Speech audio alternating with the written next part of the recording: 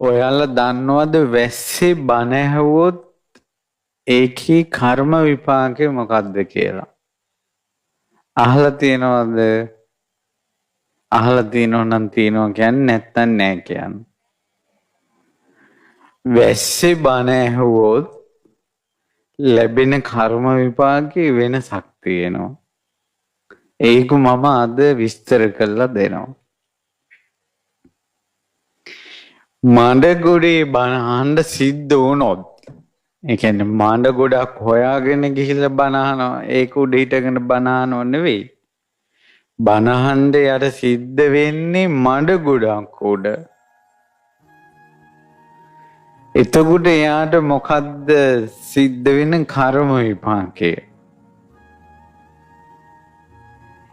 ඊළඟට එයා බණ අහනකොට හිත ගන්න නෑ.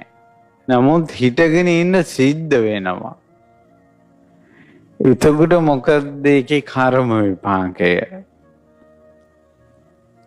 ඊළඟට සීතලේ බණ අහන්න සිද්ධ වෙනවා. ඒ කියන්නේ සීතල හොයාගෙන ගිහිල්ලා බණ අහනව නෙවෙයි. බණ අහන්න සිද්ධ වෙන්නේ සීතලේ. එතකොට ඒකේ කර්ම විපාකය මොකද්ද? තද අවකාශ එකේ දාඩිය පෙරාගෙන බණ අහන්න සිද්ධ වෙනවා. ඒ කියන්නේ අවුවට ගිහිල්ලා දාඩිය පෙරාගෙන බණ අහනව නෙවෙයි. බණ අහන්න සිද්ධ වුණේ යාට ඒ විදිහට. ඉතින් එතකොට මොකද්ද සිද්ධ වෙන කර්ම විපාකය කියලා? මේ වැස්ස පමණක් නෙවෙයි, වෙනත් කාරණාත් විස්තර කරමින් මම මේ ධර්ම දේශනාවට ඒකම ආරම්භයක් කොට ගන්නවා. පින්වතුනේ, මට මෙන්න මේ කාරණාව ඔබ කියන්න, මේකට උත්තරය ඔබ හිතන්න. ඒ තමයි යම්කිසි කෙනෙකුට කර්ම විපාකයක් හැදිලා තියෙනවා අඩු වයසින් මැරෙන්න. අඩු වයසින් මැරෙන්න කර්ම විපාකයක් හැදිලා තියෙනවා. එතකොට මේ කර්ම විපාකයේදී අඩු වයසින් මැරෙන්න,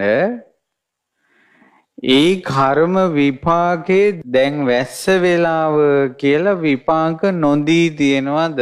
අඩු වයසින් මැරෙන කර්මයක් කෙනෙකුගේ ජීවිතයට ඇවිල්ලා දැන් එයාට මැරෙන්න වෙලාව නියම වෙනවා කර්මයේ විසින්. එතකොට දැන් වැස්ස කියලා අර මරණේ කල් යනවද? ඔව් නම් ඔව් කියන්න, නැත්තම් නෑ කියන්න. නෑ. ඊළඟට දැන් ප්‍රාණඝාතය නිසානේ අඩු වයසින් මැරෙන්නේ. සංසාරේ සත්තුන්ට හිංසා කරපු නිසා ඒකේ විපාකයක් විදියට හැදෙනවා, ලෙඩ වෙනවා. නිතර ලෙඩ වෙන්නේ සංසාරේ සත්තුන්ට හිංසා කරලා, නැත්නම් යුද්ධවලට පටලැවිලා, අව්‍ය ආයුධ දඬු මුගුරු අතට අරන් ඒකේ විපාකයක් විදියට නිතර ලෙඩ වෙනවා. අන්නේ කර්ම විපාකයේදී දැන් වැස්ස කියලා කර්ම විපාකේ පස්සට යනවද? නෑ. දැන් අවුව කියලා කර්ම විපාකේ පස්සට යනවද? දැන් මෙයා හිටගෙන ඉන්නේ මඩ ගොඩක් උඩ කියලා කර්ම විපාකේ පස්සට යනවද? දැන් සීතලයි කියලා කර්ම විපාකේ පස්සට යනවද? නෑ.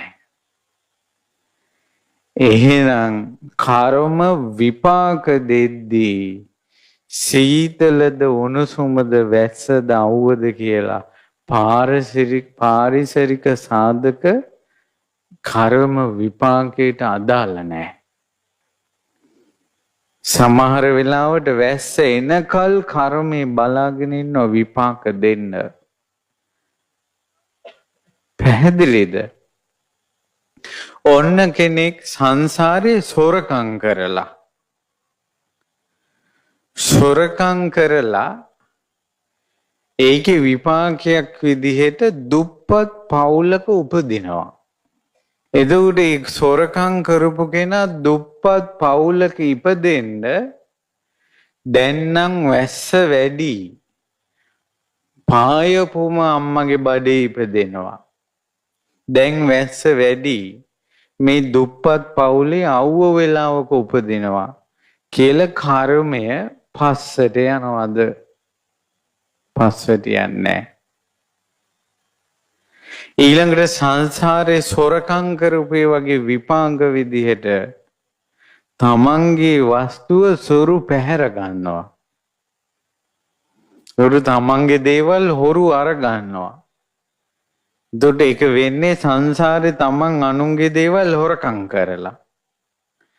එතකොට ඒකේ විපාකෙ එද්දී දැන් වැස්ස කියලා අර හොරකම් කරන්න හොරෙකුට ලැබෙන අවස්ථාව පස්සට කල් දානවද?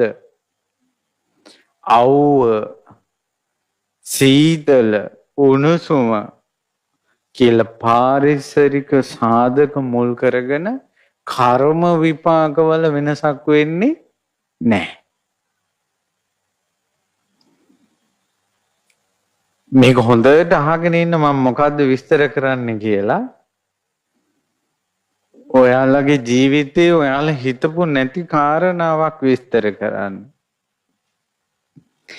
ඊළඟට සංසාරේ බොරු කියපු කෙනෙක් ඉන්නවා. එයාට කර්ම විපාකයක් ලැබෙනවා.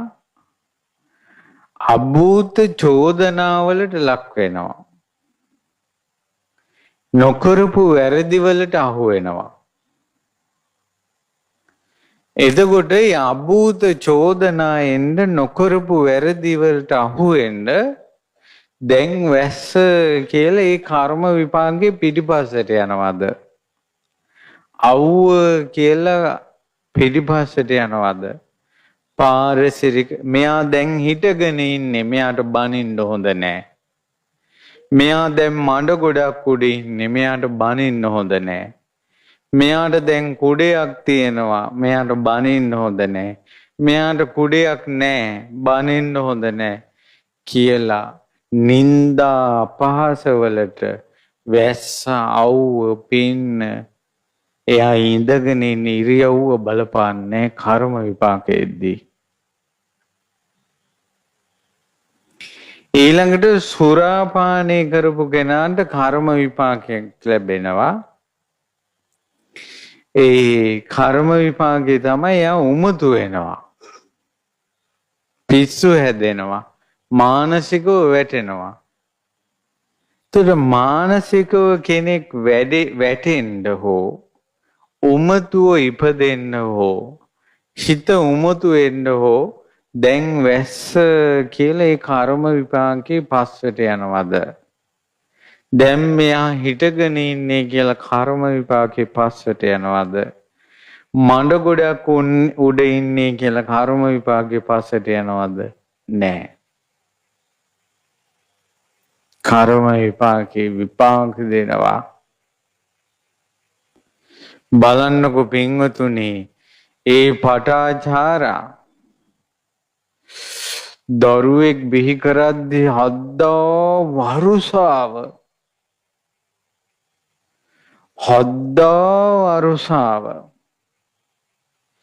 වරුසාවේ දරුවා වදලා මහපාරේ ඒ වරුසාවේම මහවැස්සේ මිනිහා මැරිලා